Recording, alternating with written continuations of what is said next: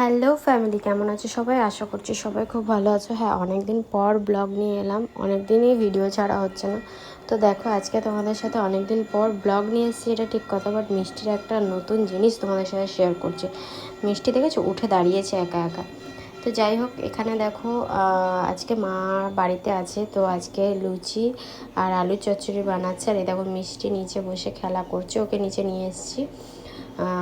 আর এখানে সবাই খাওয়া দাওয়ার জন্য সব রেডি হয়ে বসে রয়েছে। এই যে দেখো আলু চচ্চড়ি আর লুচি, এই যে পরি খাচ্ছে আর মা।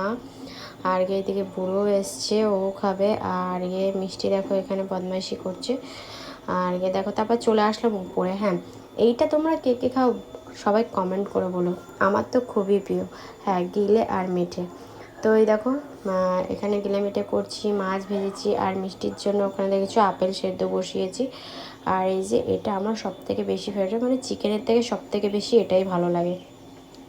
তো যাই হোক, এখানে দেখো আমি এই যে প্রায় মাংসটা কষেই গেছে, আর কষানোর পর জল দিয়ে দিয়েছি, প্রায় এটা হয়েও গেছে।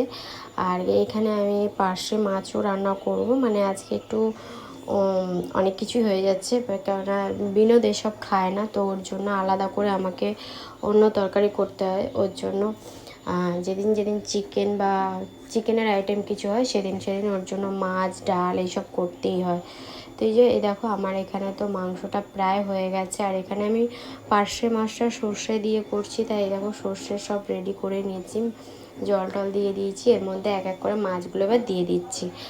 তো অনেক দিন পর ব্লগটা নিয়ে এলাম, মানে ভিডিও তো ছাড়াই হচ্ছে না কিছু প্রবলেমের জন্য, তো চেষ্টা করব ভিডিও রোজ দেওয়ার জন্য।